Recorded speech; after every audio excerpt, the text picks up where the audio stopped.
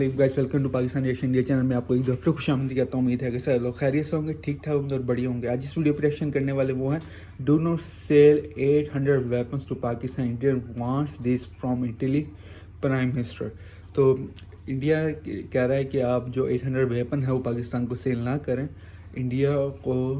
India Italy से ये prime minister कह रहा है। तो वीडियो पहले रिएक्शन करते हैं और देखते हैं। उससे पहले आप मेरी वीडियो को सब्सक्राइब करें, लाइक करें, बेल आइकन पर क्लिक करें ताकि मेरी हर आने वाली वीडियो को सबसे पहले मिल सके गाइस। तो ये तो अच्छी बात नहीं है, पाकिस्तान को 800 वेपन्स नहीं मिलेंगे।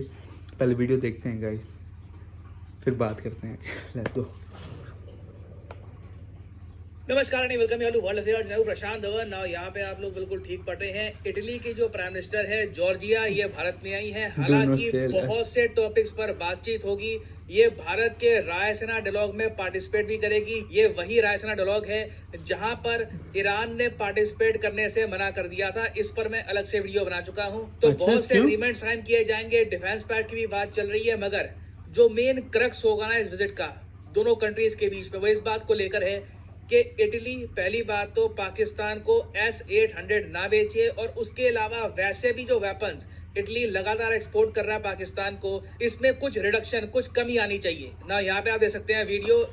वैसे एक बात है, पाकिस्तान में वेपन खरीदने की तब वो नहीं है। पाकिस्तान में इस वक्त वेपन ना खरीदें। पाकिस्तान वालों अभी अपने मुल्क पे यार कॉन्सेंट्रेट करो प्लीज गाइस।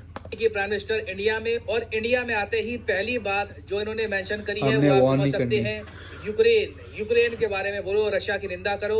इटली की प्राइम मिनिस्टर ने यही कहा मोदी जी को कि देखिए यूक्रेन के लिए पीस पर हमें काम करना होगा। और इंडिया का देखिए यहाँ पर मेन पॉइंट ये रहने वाला है कि रोम कैपिटल है इटली की। कई लोगों को लगता है कि रोम एक अलग से कंट्री है। Rome is a capital of Italy. हाँ, रोम के अंदर आपको एक और देश मिलेगा, वेटिकन सिटी, जिसको कहा जाता है दुनिया का सबसे छोटा देश। तो इंडिया का मेन स्टैंड ये है कि रोम वेपन्स बेचना बंद करे पाकिस्तान को।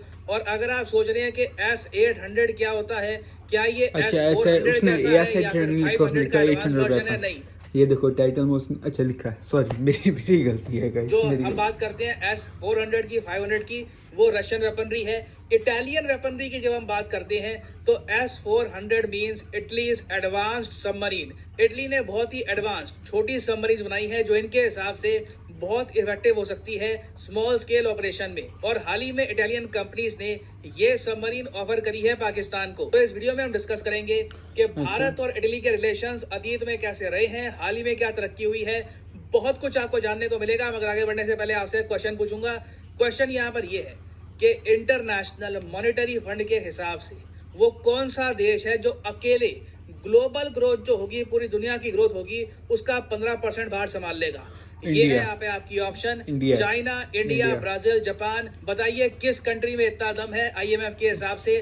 कमेंट सेक्शन में करिए आंसर। सही आंसर मैं आपको दूंगा। वीडियो देख चुका हूं, कल देख के मैंने वाली वीडियो। अगर मैं बात करूं तो हिस्टोरिकली रिलेशंस दोनों कंट्रीज के बीच में काफी हद तक ठीक थे। मगर पिछले 20 सालों में इंडिया और इटली के रिलेशंस काफी खराब हो गए थे। पहली बात तो देखिए, एक बड़ा करप्शन स्कैंडल हुआ Agusta Westland VVIP chopper deal में। और इस करप्शन स्कैंडल में कई भारत के जो दिग्गज नेता हैं उनका भी नाम आया, काफी कंट्रोवर्सी हुई। और अंत में ना इंडिया ने इटली की एक बड़ी कंपनी को बिल्कुल ब्लैकलिस्ट कर दिया और ये डिसाइड किया कि इस डिफेंस कंपनी से इंडिया बिल्कुल भी हथियार नहीं परचेज करेगा, क्योंकि इस कंपनी ने इंडिया में डील पाने के लिए करप्शन करने की कोशिश करी थी। और इसी टाइम फ्रेम के दौरान इटली के जो कुछ मरीन्स थे, जो इनके स्पेशल नेवी के सोल्जर्स थे, इन्होंने इंडियन मछुआरों पर गोलियां चला दी। इंडियन मछुआरे मारे गए, बहुत कंट्रोवर्सी हुई। अभी हाल ही में बाय द वे इटली के कोर्ट ने जो केस है डिसमिस कर दिया है इटालियन मरीन्स के ऊपर। तो ये दोनों जो मरीन्स थे अब ये बिल्कुल बच चुके हैं। तो एक तरफ इंडिया और इटली के रिलेशंस बहुत खराब हो गए मरीन के केस की वजह से, उसके अलावा करप्शन स्कैंडल की वजह से, और इटली बहुत जरा करीब आ गया पाकिस्तान के। इटली ने देखिए जियोपॉलिटिकली ये सोचा कि पाकिस्तान में जी CPEC बन रहा है, चाइना का सपोर्ट है पाकिस्तान को, तो इटली जियोपॉलिटिकली ना चाइना के साथ रिलेशंस थोड़े बहुत बिल्ड करेगा, पाकिस्तान को हथियार सेल करेगा। और इंडिया एक बार को ठीक है, अगर इटली से वेपन्स इतने परचेज नहीं करना चाहता, ये लोग डिपेंड करेंगे पाकिस्तान की मार्केट पे। मगर हुआ क्या, इन दी एंड देखिए USA ने इटली पर प्रेशर डाला कि चाइना के साथ जो तुम्हारे बहुत ज्यादा डीप रिलेशंस हो चुके हैं, इनसे बैक ट्रैक करो। तो इटली ने पहली बात तो चाइना के साथ जो रिलेशंस थे उससे पुल बैक किया।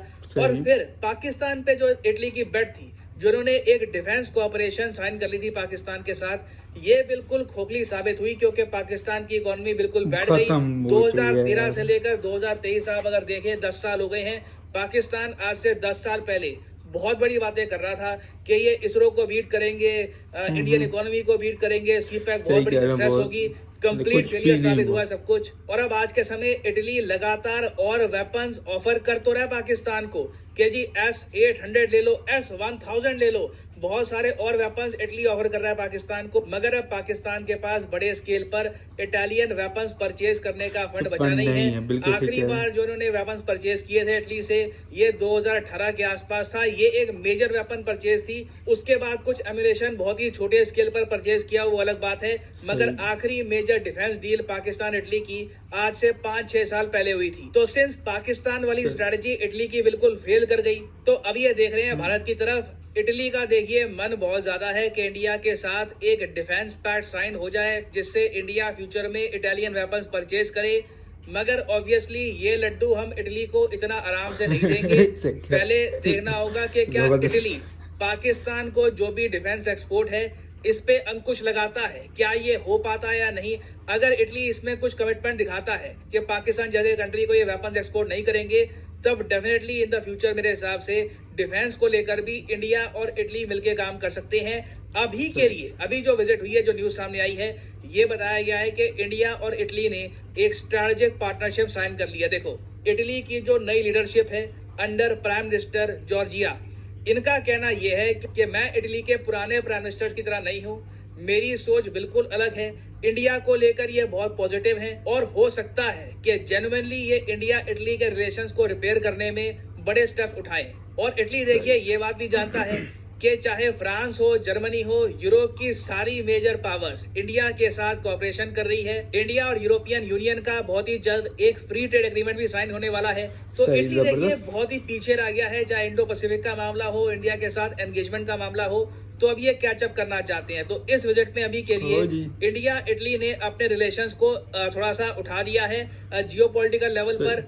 दोनों कंट्रीज अब सिर्फ पार्टनर नहीं है, स्ट्रेटेजिक पार्टनर बन चुके हैं। ये आप कह लीजिए एक नींव होती है जिसके ऊपर कल को डिफेंस पैक्ट, जो मिलिट्री डील्स होती है, वो सब हम कर सकते हैं। तो एक नींव यहाँ पर रख दी जा चुकी है। उसके अलावा इटली ने इंडो पैसिफिक ओशंस इनिशिएटिव को ज्वाइन किया है, जो साइंस टेक्नोलॉजी से रिलेटेड है। इसका direct impact military point of view से कुछ नहीं होगा। और इस सब के अलावा देखिए इटली ने कुछ और अनाउंसमेंट्स करी हैं, जैसे कि इंडिया इटली स्टार्टअप ब्रिज, जिससे इटालियन इन्वेस्टर्स इंडिया की स्टार्टअप में पैसा डाल पाएंगे। उसके अलावा एक DOI declaration of intent on migration and mobility sign किया गया है, जिससे इंडियन ज्यादा आसानी से भविष्य में इटली में जा पाएंगे काम करने के लिए। उस सब के अलावा कुछ यूनिवर्सिटीज हैं, उनके बीच में MOU साइन हुए हैं। इंडिया अभी के लिए इटली से आप कह लीजिए बहुत ज्यादा स्ट्रॉन्ग रिलेशंस एस्टैब्लिश नहीं करेगा। इंडिया और इटली के रिलेशंस को अभी और इवॉल्व होने में टाइम लगेगा अभी। बट मुझे देखना ये है कि जब रायसेना डायलॉग में इटली की PM खड़ी होंगी और भाषण देंगी, तब ये क्या कहेंगी। इनका जो ये वाला भाषण होगा ना, ये बहुत ही इंटरेस्टिंग होगा कि ये इंडिया के बारे में, दुनिया के बारे में, बाकी कंट्रीज के बारे में, आतंकवाद के बारे में क्या कहती है। तो ओवरऑल मैं कहूंगा देखिए एक सक्सेसफुल विजिट है इनके पर्सपेक्टिव से। रिसेंटली ये PM बनी है इटली की, इनकी पहली विजिट है इंडिया को, और इंडिया के साथ जो रिलेशंस इंप्रूव करने हैं, जो एक लंबा रास्ता तय करना है, उसमें इटली ने एटलीस्ट पहला कदम तो उठा लिया है ना। वापस आते हैं अपने क्वेश्चन की तरफ कि IMF के हिसाब से वो कौन सा देश है जो अकेले ग्लोबल ग्रोथ का 15% भार उठा लेगा। तो सही उत्तर यहाँ पे है ऑप्शन बी, हमारा प्यारा भारत। यहाँ पे आप देख पाओगे IMF की रिएक्शन टाइम। सबसे पहले तो गाइस इनका चैनल जाके सब्सक्राइब करें। तो इटली ने मेरे हिसाब से अभी बहुत ज़बरदस्त कदम उठा लिया है। क्या कहते हैं कि हम साथ देंगे किसका, क्या नाम, इंडिया का। बहुत अच्छा कदम है, क्योंकि इस वक्त पाकिस्तान तो दिवालिया होता जा रहा है। जिसको आप कहते हो ना दिवालिया, वो होता जा रहा है। बैंक करप्ट अलग हो रहा है, दिवालिया अलग हो रहा है। ऐसा ऐसा पाकिस्तान की जो इकोनॉमी है वो गिर रही है। ऐसा ऐसा सब कुछ हो रहा है, सब कुछ होता रहेगा ये पाकिस्तान में। अभी तो खैर ये सब कुछ हो रहा है, जो नवाज शरीफ वगैरह कुछ नहीं कर रहे। मैंने एक दफ़ा फिर कहूँगा कि अगर ये हम जो पाकिस्तान से बाहर बैठे हुए हैं इनसे पैसे लेना शुरू करते, पाकिस्तान में करोड़ों में आएगा, उससे वो दूसरी कंट्री को कर्जा उतार सकते हैं। लेकिन फिर कहूँगा नवाज शरीफ वगैरह को ये पैसे कोई नहीं देगा जब तक इमरान खान नहीं आएगा। इमरान खान पे सारे ट्रस्ट करते हैं, तो उसको इमरान खान को ही देंगे, ना कि शहबाज शरीफ को देंगे ये पैसा सारा, पाकिस्तानी जो बाहर बैठे हुए हैं। अगर वो देना शुरू करते हैं तो मैं कहता हूँ पाकिस्तान दिनों दिनों में तरक्की कर सकता है। लेकिन अफसोस की बात यह है कि कोई बदला देने को तैयार नहीं है पाकिस्तान में, जब तक नवाज शरीफ वगैरह की, क्योंकि वो समझते हैं कि ये खा जाएगा, ये मुल्क में नहीं लगेगा। ये वाकई ट्रू है यार, ये मुल्क में नहीं लगा रहे। तो इटली बहुत ज़बरदस्त इकदाम कर रहा है, इटली अपनी कंट्री के लिए, और इंडिया तो सबसे ज़्यादा कर रहा है। इंडिया पे प्राउड फील हो, ऐसा क्यों हो रहा है लोगों को, इस वजह से क्योंकि वो अपने अवाम के लिए कर रहा है जो भी कर रहा है। अब ये जो इंडिया पे पाकिस्तान पे त्यार वगैरह पाबंदी लगा रहा है कि इटली ना बेचे पाकिस्तान को, ये अपने लोगों के लिए बेच रहा है, क्योंकि यहाँ से फायर होंगी तो यहाँ पे वो बंदे मरेंगे जो कि जिन्होंने जुर्म भी नहीं किया होगा। यहाँ से इंडिया से फायर करेंगे, पाकिस्तान के बंदे मरेंगे। तो वॉर नहीं चाहिए, हमें प्यार चाहिए। बेशक आप बंद कर दो इंडिया को हथियार वगैरह बेचना। तो मिलते हैं आपसे अगली वीडियो में, जब तक के लिए अल्लाह हाफिज़।